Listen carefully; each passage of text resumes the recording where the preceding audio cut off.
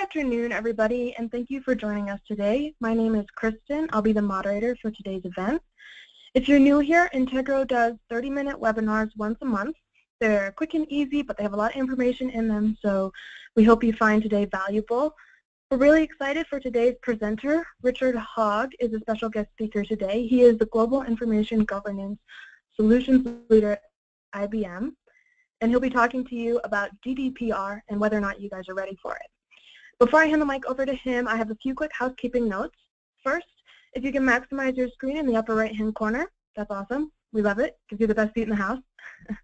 Second, if you have questions at any point during today's presentation, please ask them in the sidebar, and we'll answer all of those. Well, not we, Richard. We'll answer all of those at the end.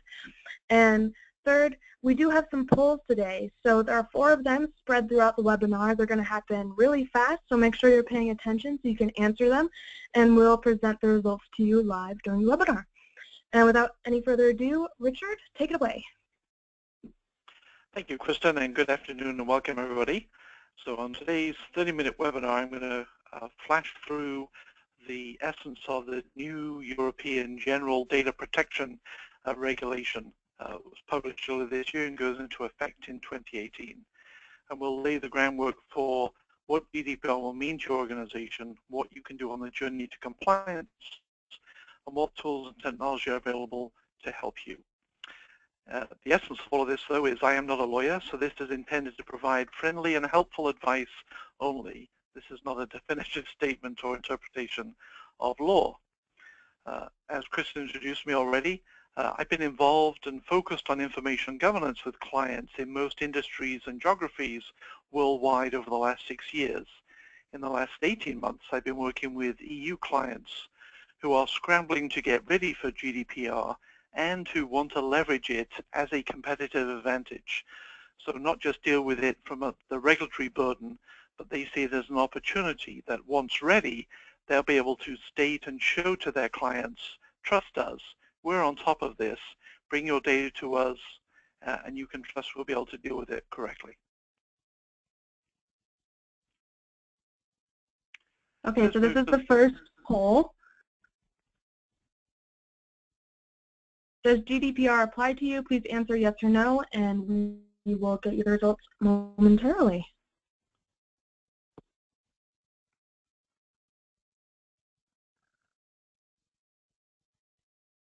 Okay, so most of you guys have voted. I will present the results. Richard, can you see the results, or would you like me to share them? Like, say what they are? Yep, I can see them. Awesome. Take it away. That's good, thank you. So yes, so 2/3 of the attendees think it applies to you, and a few don't, and a few don't know. So you're in the right place. So GDPR, do you host or process EU citizen data? Then the new EU GDPR regulation may apply to you with all its duties, obligations, and risks. First, to clarify here, data protection is the EU view that means privacy and consent, whereas protection from the US view tends to mean security. In the EU, privacy is a fundamental human right. In the US, we have more of a commerce view of it, from the benefit and sharing practice around personal data. And too often, we often leak and give away for short-term or obscure business benefits our personal information. GDPR is also a regulation that goes into force in 2018. Unlike other EU directives that would require enabling legislation to be passed by the government in each EU country, this does go live in 2018. So what is this private data that it covers? Well, this personal private data includes any information related to or identifying a data subject, an EU citizen, directly or indirectly. This is not an exhaustive list, but would include things like their name, national identification number, think of social security number in the US, passport number, online identifiers and IDs, IP addresses, plus a range of personal health identifiers. There's also a class of sensitive personal data with genetic and biometric categories, plus data revealing racial or ethnic origin, political opinions, union membership, and sexual orientation. Again, this is not a complete list. See the regulation. What does GDPR not apply to? It doesn't apply to data that's been fully anonymized or if, sadly, you are dead. So the GDPR was published in May 2016 after 4 years of work in Europe and goes into force May 2018. And it aims to standardize data privacy or privacy regulations, duties and obligations across all the 28 EU member states. Until now, many have had stronger or weaker but differing data privacy regulations in country, with the UK and Germany having some of the strongest. And you may have read in the last few years about legal cases such as Google Spain and the right to be forgotten cases there with claims of individuals who were seeking to have certain data about them deleted from Google search results so they could no longer be traced. And different EU countries have different privacy capabilities in their regulation for this. GDPR can also be viewed as extraterritorial too, in that it applies to you as a business anywhere in the world if you are hosting or processing EU citizen data. So it applies to both data processors and controllers. And it's the first data privacy regulation with real teeth and bite, significant financial penalties for failing to meet these duties. It also puts in place very short 72-hour windows for data breach reporting to regulators and clients impacted, thus demanding far more mature data security and breach management capabilities internally. And for some organizations, GDPR will also mandate the need for a data protection officer, or DPO, when specific high personal categories or classes of citizen data is in scope. The GDPR is the first data privacy regulation with significant teeth and bite. The potential non-compliance fines and penalties are defined as up to 20 million euros or 4% of your global annual turnover. This quickly becomes real money and now has the attention of larger businesses that operate on and with EU data. Not only are there the large potential penalties, but also the risk of the reputational damage that could now apply across all the EU member states for your business very publicly, and the cost, risk, and effort of any regulator mandates for gaining access to your data and premises short-term and for ongoing auditing at your burden and expense. So to summarize the main GDPR categories of key duties, obligations, and sanctions shown around the wheel here, there's the rights of EU data subjects, so new right to inquire, right to correct, right to erase, previously called the right to be forgotten. Number 2 is the security of all personal data. 3 is elevated duties around seeking, gaining, and preserving consent. Did this customer consent to share this personal information, and for what constrained purpose? It can't be a blanket consent assumed anymore. Number 4, there's accountability of compliance. How will you be able to prove compliance, including through impact assessments, code of conduct, training, and other certifications potentially? And then number 5, privacy by design and by default. Program, process, policy, and technology can no longer be a bolt-on to address privacy. We need to build it in and address it from the start. And the failure to meet all these duties and obligations, again, can have significant financial penalties. So diving into each of these areas around the wheel, so GDPR brings in the rights of data subjects for EU live citizen data. The right to inquire, so show me my data. You as a client or customer can request from a business or service, what information do you have on me? And you also have the right to correct. If they have invalid or incorrect information, you can require them to correct or change or update that information. For the right to inquire or the right to be forgotten, you can request that once your business relationship with them ends, that they no longer have the option to keep the information. They must delete it, as long as there's no other regulations or duties requiring them to keep it for a longer period. And they need to be able to prove that they disposed of it. And then privacy by design, being able to prove and certify that they're building in and meeting data protection and privacy through the life of the information that they hold on you. So how do we prepare for these rights? Well, for unstructured data Particularly, we can start with assessing and remediating what sensitive and critical data, personal and private, that you have in the wild. Find and remove the rot, the redundant, outdated, and trivial information that quite often can drain the swamp by 25% on average for unstructured data, then letting you focus far faster on what remains. Then mature a central defensible data map or inventory of critical information types and the structured and unstructured data sources that contain those, code and classify that key information, and be able to maintain that data quality and define and apply defensible policies, especially to get to disposal, so that you can effectively erase expired information. For the security of personal data, be able to assess, map, and manage the risk of data appropriate to its level of security required. Not all data is of the same value and cost.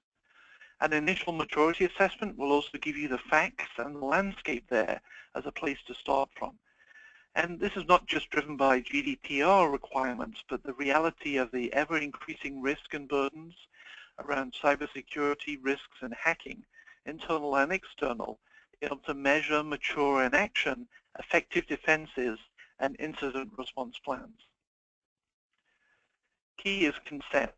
If you have a customer's data, what consent did they give you for how you can use and keep that information?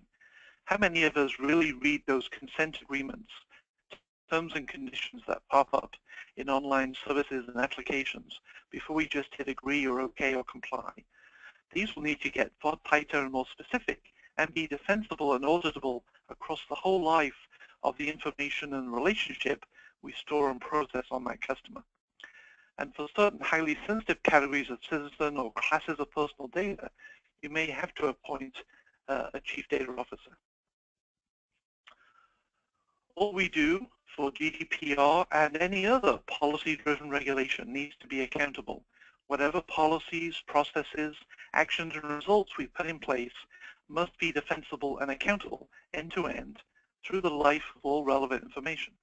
Again, it's not all information that has the same value or duty, so focus first on addressing what is of the highest risk and cost. And then also key is communication and training and certifications. Protection and privacy by design and by default. We need to be able to plan and bake in long-term the policies, measures, execution, and auditing to be able to support and demonstrate, yes, here's how we're meeting compliance to the GDPR principles. And an information governance program and policy governance and execution capability is a key facet of this. So, does GDPR affect US companies? Yes, potentially if they do business with EU citizen data.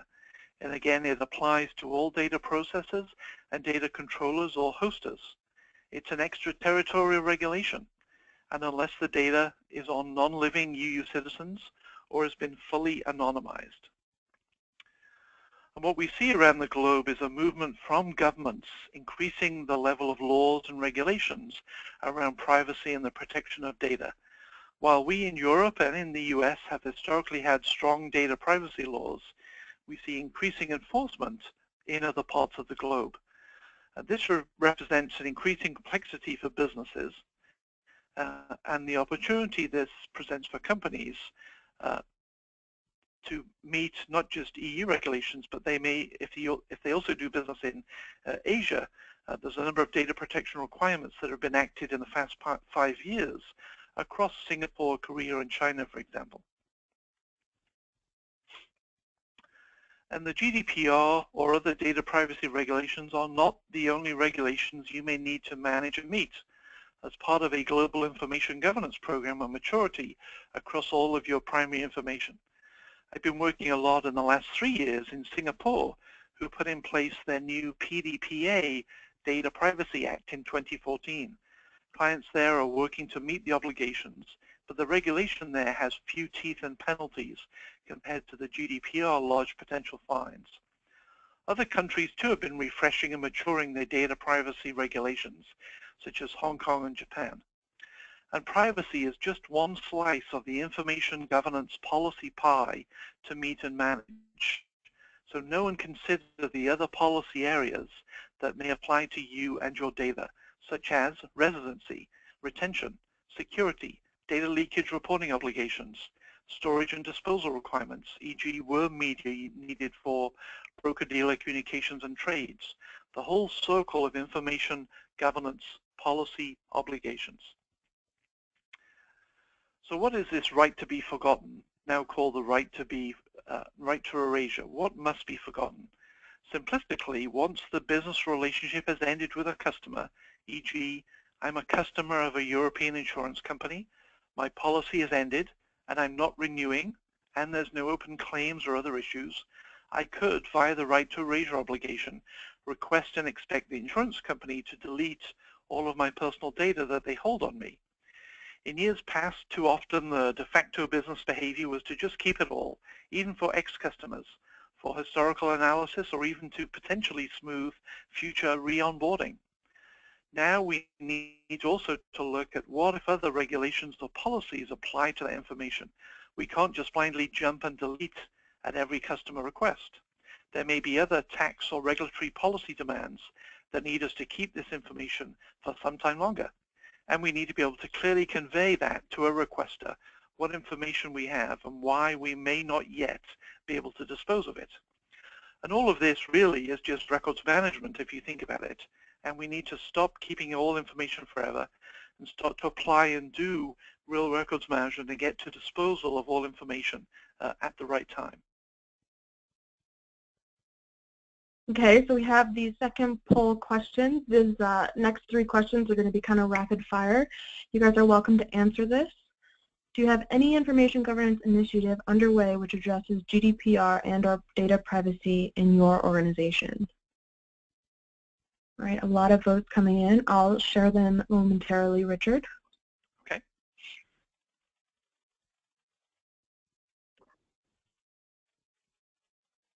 Okay, going to close it now.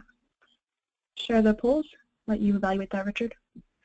Sure. So 44% said yes, 28% said no, and again a third are not sure. Thank you. All right, the third question. Do you have a siloed data privacy initiative? Yes, no, not sure.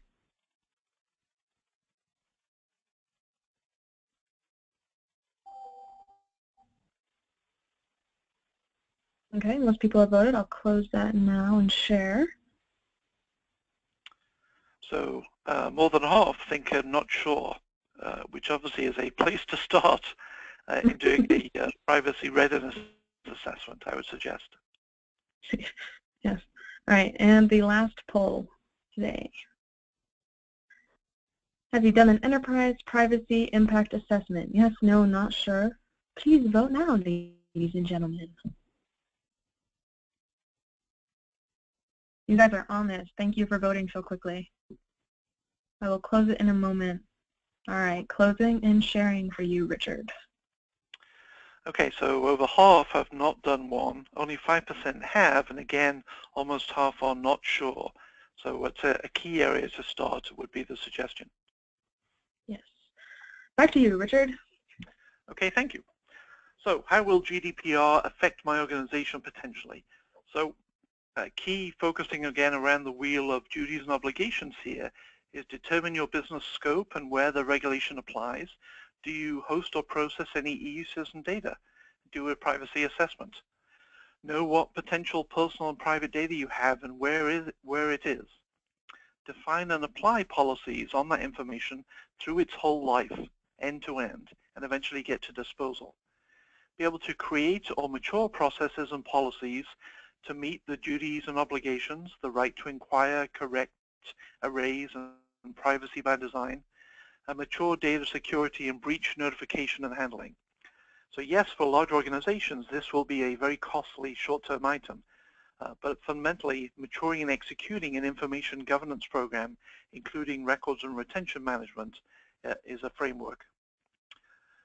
So our point of view on GDPR is to take a holistic approach. We view the major GDPR activities, duties, obligations, readiness, and execution across 5 domains. The first is governance, so legal and privacy readiness assessment, doing a gap analysis, and especially manage your or any third-party data processing services you also use. They need to be meeting the compliance as well. Number two is people and communication, so awareness training annually, plus plans and management for external breach or other notification and communications needed. Number three are processes at an enterprise scale to meet these duties and obligations, those right to again. Four is data, so structured and unstructured data, electronic and physical, know what it is, where it is, be able to manage it effectively through its life, and stop keeping it all forever. And five is security, so digital security measures, breach prevention, and management end-to-end. Another way to view GDPR is via these summary use cases by major stakeholder. For the data protection officers, there's specific compliance use cases. For the chief data and security officers, there's many indirect benefits. For IT, can they assess, find, and manage and reduce down the risk and volume of sensitive and critical information such as PII, PCI, and HCI? And can they help us to execute masking, deletion, and protection? For the business, does the Know Your Customer process today need maturing to meet the new duties and obligations? And there's no need to reinvent the wheel. There's multiple methodologies and frameworks out there, including how to do a enterprise privacy assessment. You can benchmark your current privacy state with these and see where and how fast would be good enough to get to for your specific organization. What could be your consumable rate of change? Look at privacy and other policy management and execution capabilities to define, track, and mature. And of course, again, ongoing training, monitoring, and compliance testing. And we'll include more external examples for frameworks in the post-webinar handouts. When looking and considering potential solutions as your execution layer to help in GDPR, we suggest focusing on having these key capabilities: subject rights management, such as Know Your Customer, metadata management, as well as master data management, getting to a single source of the truth on key customer information, policy management around that circle of all potential policies, including but not only privacy, against a central data map or information inventory. Security and privacy, including masking, encryption, and incident handling. And then information governance overall, being able, enterprise-wide, to assess, find, and manage key information, keep and store it in the right place, in the right way, in the right fashion through its life, and then once it's met the end of any regulatory or business value, be able to dispose of it. So, where do I start in all of this? Well, one key aspect mentioned earlier is in completing a privacy assessment to benchmark where you are, where you want to get to, and how fast. Specifically for unstructured data, these silos and streams are often the ones with the most uncontrolled and higher risk volumes of personal and private data in all the usual unstructured places: desktops, laptops, shared drives, email and archives, SharePoint, ECM, to name the most common. You can use assessment in place tools, such as shown here, IBM Stored IQ, to rapidly index all of the enterprise unstructured information in place. There's no need to move the problem somewhere else. And then rapidly get to the facts of your information, your specific data facts and metrics that can then feed into an assessment and governance plan for what and where to act next for data cleanup, migration, or remediation. And this is proven capabilities across petabytes of unstructured data in place across the whole enterprise. Here, this view shown is assessing the complete unstructured footprint for one client covering 5 billion objects, unstructured data elements and files. And here we can see email and SharePoint are the major consumers. Already in this enterprise heat map, we can also see potential initial areas for remediation. There's a big chunk of email apparently in SharePoint. Maybe these are PST files that shouldn't be there. These facts can then be the starting point for initial ROTs, redundant, outdated, and trivial information removal. And again, executing on that stream can drain the swamp on average by 25%, letting you faster further focus on the key sensitive and critical information addressed by GDPR. More facts that assessment in place tools can give is the age and frequency of access of all unstructured information, plus the owners, or even more importantly, where do we have orphan data. In this example, we can see a quarter of the Exchange production email is over 7 years old. SharePoint has a smaller, older chunk too, as do most all of the other major unstructured silos here. These slices can then be remediated and operated on at enterprise scale for either delete in place, archive to a lower, cheaper tier of storage, which can also get further benefits of deduplication and compression. And then most useful here for GDPR is the ability to look inside each of these pieces of unstructured content and determine if it contains sensitive or critical information. So you could find your personally identifiable information, your payment card industry, or highly confidential information that's in the wild across all of these common unstructured silos, and then be able to execute remediation at an enterprise scale. In this example, we've defined PCI information, credit card definitions via regular expressions. You can use regular expressions or training classification set examples, and common sets and criteria come out of the box. Here, redder is badder or worse, and we can see concerning is the number of emails in Exchange containing credit card numbers. There's also a lot of spreadsheets in SharePoint too with credit card numbers, and in the Centera storage. And if you remember, the Sony data breach included focusing on credit card information in easily found unstructured spreadsheets. So this heat map and ability to execute remediation of sensitive and critical unstructured data can accelerate both your assessment and readiness of data remediation and management processes for GDPR. So to summarize this capability, all these assessment and index in place capabilities can be used in phases to identify major slices of information to remediate and take action on. Start with finding and removing rot quickly, then what's left, find sensitive and critical data, and then what remains, find and address what could be a business value. So fundamentally, this will let you get to the facts of your information, know what unstructured data you have, where it is, and move it to where you need it to be managed, and stop keeping it forever. So keep calm. GDPR will be going live in 2018. Be ready. Start today. Get to know what your data is and where it is, and mature how you manage it, not just around data privacy, but all aspects of information governance. Assess your privacy readiness and maturity and take action.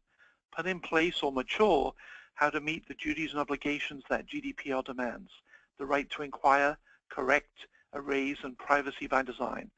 And have a plan of action too for reputational risk management and responses. And as GDPR activates across Europe and in each country there where you do business, potentially, connect with and be on top of what the enforcing data protection authorities say and convey of EU citizen data. So keep calm. Know what you have, especially for personal, sensitive, and critical information, especially unstructured data. Know where it is and how you manage it. Have defensible policies for the life of the information. And don't just focus only on GDPR. It's not the only regulation that applies to your business and data. Thank you. Back to you, Kristen. Awesome. Thank you, Richard. Great presentation. So guys, now is the time for questions. If you have any, let me look to see what questions we have. Feel free to keep submitting them if you would like. I know we are at the half-hour mark, so if you have to drop off, that's completely understandable. If you would like the recording or the slide deck for this presentation, feel free to email me, and I'm happy to get that to you. So a question for you, Richard. Does GDPR only apply to electronic information? Good question. No, it applies to all information, electronic and non-electronic. It also applies to unstructured information too.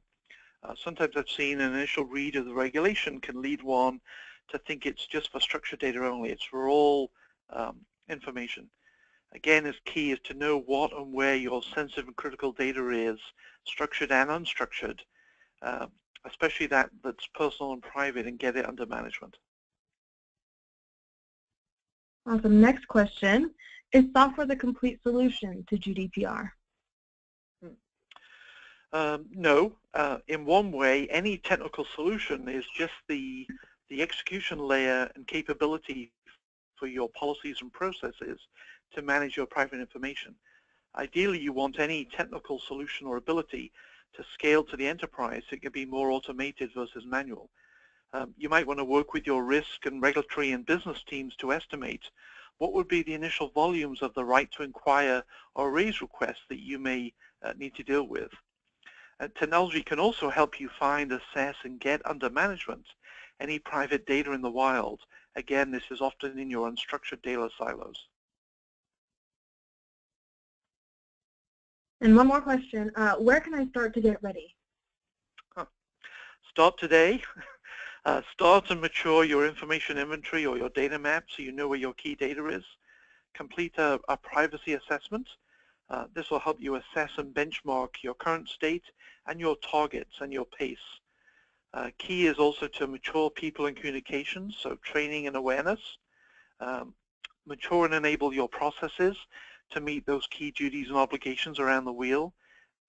And don't forget about security, so digital security measures, breach prevention, and management preparation. And overall, clean up and govern your information. Well, awesome, Richard. Thank you, guys, for the questions. Thank you, Richard, for such a great presentation. We really appreciate your time, everyone here at Integro and everyone in the audience. So thank you. Thank you. Thank you all. Bye, everyone.